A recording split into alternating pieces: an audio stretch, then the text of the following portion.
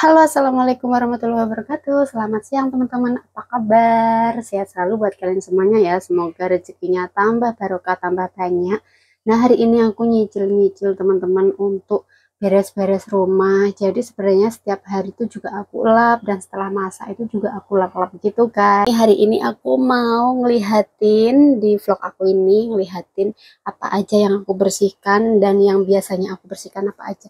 Kalau ini setiap hari harus dibersihkan, cuman kalau malam biasanya pakai sabun piring ya teman-teman. Tapi kalau hari ini tadi aku pakai pembersih memang khusus buat ini. Kadang seminggu sekali itu harus ya, terus diganti ini karena tempatnya minyak teman-teman tadi. Ini menggantinya satu minggu tuh dua kalinan gitu. Terus ini setiap hari juga aku lap-lap karena ini kan dekat sama kompor teman-teman, otomatis kan berminyak gitu kalau kita masak ya. Nah, ini tembok-temboknya juga harus dilap seperti itu. Tembok sini juga yang sana belum, itu aku mau bersihinnya besok. Jadi aku biar apa ya, ada kegiatan gitu setiap harinya. Mungkin besok itu, terus tadi aku juga sudah bersih-bersih ini, teman-teman udah aku tokne semuanya. Maksudnya aku keluarkan semuanya, aku lap-lap gitu karena aku belum nemu kecoa ya, tapi nggak tahu kenapa ada hitam-hitam butir-butir gitu, itu seperti telurnya kecoa atau apa. Sudah aku bersihkan semuanya, juga aku siutuk ya, jadi pakai alkohol gitu, sudah bersih. Terus teman-teman tadi aku juga bersih-bersih kamar mandi, sudah aku bersihin juga gitu teman-teman. Nah, ini juga harus dilap setiap harinya, harus dilap ya teman-teman, karena yang berdekatan dengan api otomatis itu kayak apa ya, berminyak gitu kalau nggak dilap. Makanya harus sering-sering dilap lah bagian di dapur ini. Memang kelihatannya tuh kalau orang yang nggak ngeh itu wah kayak masih bersih gitu, tapi enggak teman-teman, memang harus sering dicek-cek gitu ya. Terus bagian sini tadi juga udah aku lap-lap semuanya. Nih, kulkasnya juga sudah aku beresin, memang banyak barang teman-teman, jadi nggak bisa di apa ya, dirapikan serapi-rapinya karena banyak barang. Dan alhamdulillah banget hari ini cuacanya sangat enak sekali ya. Menurut aku tuh di hati tuh enak, terus ada angin, jadi panasnya tuh nggak panas banget karena masih ada angin gitu guys. Nah, buat teman-teman semuanya, semangat ya untuk kalian dimanapun kalian bekerja. Meskipun kalian mikir kalau di tempat kerja kalian itu nggak ada pekerjaan, menurut aku itu nggak mungkin gitu. Maksudnya nggak ada pekerjaan tuh begini. Mungkin kalau sehari itu setengah hari yang ada pekerjaan itu kan ya wajar ya, nggak terlalu banyak gitu. Kemarin juga rak-rak sepatu udah aku bersihkan gitu. Nggak setiap, maksudnya nggak sehari full itu kerjaannya kayak lap-lap terus gitu. Aku paham itu karena rumahnya juga, rumah ini terbilang nggak terlalu luas, nggak seperti majikanku dulu itu kan ada 3 kamar mandi dan kamarnya itu ada sekitar 3 dan 4 gitu.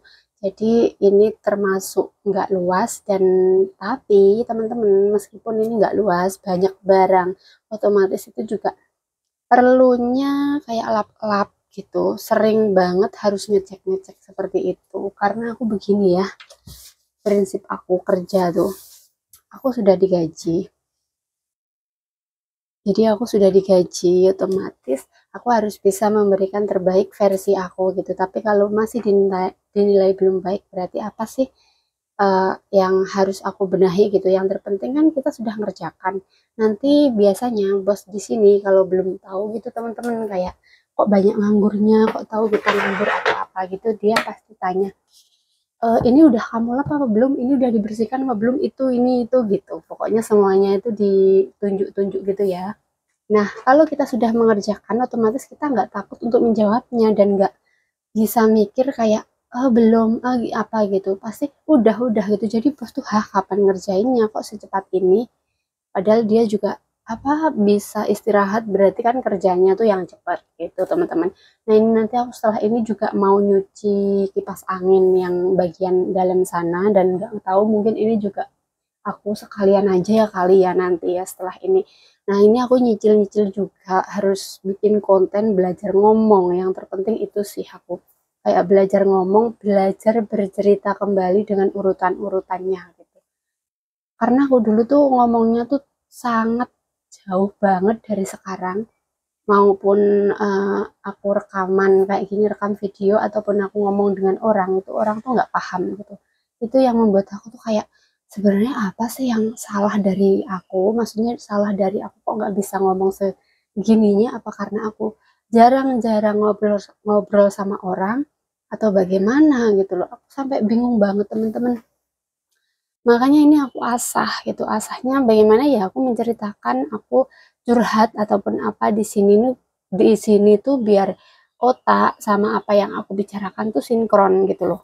Nggak di otak pengen bilang ini tapi di sini tuh nggak bisa mengucapkan. Itu yang sulit banget. Dan ada kejadian dulu waktu aku di rumah ya. Itu aku membuat KTP sama suami dan surat-surat yang lainnya itu waktu kita sudah pindahan, pokoknya pindahan rumah rumah kita sendiri itu otomatis kita bikin KTP, bikin apa ya, kayak ngubah semuanya itulah ya, bikin ini bikin itu tuh aku belajar dari suami gitu. Dia tuh meskipun nggak tahu tapi kan untuk ngomong sama orang itu paling nggak, meskipun dia nggak terlalu bisa ya, sama-sama kita dalam komunikasi agak nggak bisa, apalagi bahasa Jawa yang halus gitu ya, sama orang itu susah banget gitu. Pokoknya kata-kata tuh susah banget kita. Makanya dari situ aku mikir gitu, maksudnya aku harus harus aku rubah nih gitu loh. Kalaupun nanti suamiku pas lagi kemana dan aku lagi ngapain gitu, maksudnya ngurus apa atau apa, lah itu aku menyampaikan ke orang itu nggak paham. Itu yang bikin kayak bingung gitu guys. Bentar ya, ada. Oke, kembali lagi karena aku tadi tuh dengar kayak ada lift yang di luar sana tuh, biasanya dengar siapa kayak lagi buka atau nutup, dan aku harus melihat itu orang yang mau masuk rumah ini atau bukan, maksudnya keluarganya Mbah apa bukan. Makanya aku tuh di sini belajar ngomong ini dan bikin video-video aku itu juga nyuri-nyuri guys gitu loh.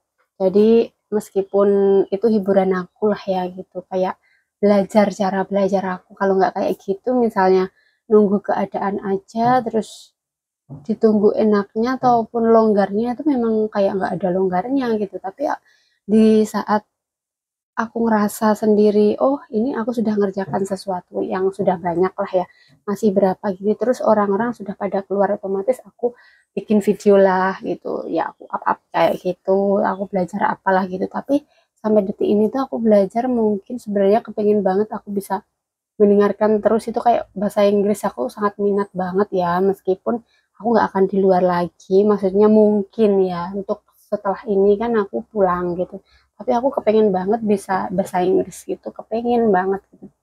Nah tapi teman-teman, kenapa aku tuh kalah dengan sebuah motivasi, dan menurut aku ya itu yang aku perlukan juga dalam diri aku teman-teman ya, sebuah motivasi. Aku belajar bagaimana sih jadi semuanya lah ya, maksudnya jadi manusia yang lebih baik lah gitu, lebih baik, dan bagaimana kita bisa jadi diri sendiri. Banyak banget lah di motivasi itu untuk menarik semuanya, untuk menarik apa rezeki dan yang lain, kita harus berpikir yang bagaimana gitu. Terus bagaimana tentang ikhlas dan pasrah, semuanya itu aku perlu itu karena egoku tuh tinggi gitu. Kenapa egonya tinggi itu karena terbentuk juga sih gitu loh. Itu kan bersangkutan dengan kerja juga, dengan semuanya lah ya, dengan dulu seperti apa terus sekarang dikasih kerja gitu. Menurut aku tuh kayak untuk mengerem lagi, kayak udah ya ini stop dulu untuk kerja yang kamu sukai ini, dan kamu harus balik ya, kamu belajar lagi usaha ataupun kerja yang di rumah gitu. Untuk melepaskan itu aja aku perlu belajar. Jadi semuanya setiap harinya tuh aku memang harus belajar ngerem biar hati ini tenang, biar hati ini tuh istilahnya bisa pasrah gitu ya, pasrah tapi tetap berusaha gitu, dipasrahkan sama yang di atas gitu. Biar katanya katanya ini seorang motivator ya, kalaupun kita istilahnya kayak ngomong ya udah aku pasrahkan gitu, tapi kalau kita nggak ada keyakinan yang 100% kita yakin kita pasrahkan sama yang di atas, itu juga sulit loh terjadinya apa yang kamu harapkan gitu. Misalnya kayak emang bisa ya, oke aku pulang gitu, emang bisa ya aku kerja di rumah, bisa nggak ya gitu, masih ragu, itu juga ngaruh. Jadi aku kepengen tak loskan aja gitu. Nah itu bermanfaat banget kalau kalian mendengarkan sebuah motivasi dari motivator, itu sangat banyak banget lah manfaatnya untuk diri aku gitu. Dan biasanya aku mendengarkan pagar kehidupan itu semuanya relate banget ya, dan mudah dipahami, dan juga senang aja gitu, seperti kayak pembahasannya tuh apa yang kita lakukan semuanya alami tapi kena banget gitu loh, kayak caranya ngajarinnya tuh kayak kita bisa ngelakuin nih kalau kita mau gitu loh. Nah dari situ teman-teman, ya udah selesai semuanya, ini tinggal beberapa lah ya, sekarang aku mau kerja lagi, melanjutkan mumpung anaknya Mbah belum kesini ya, sedikit-sedikit Mbah lagi tidur gitu.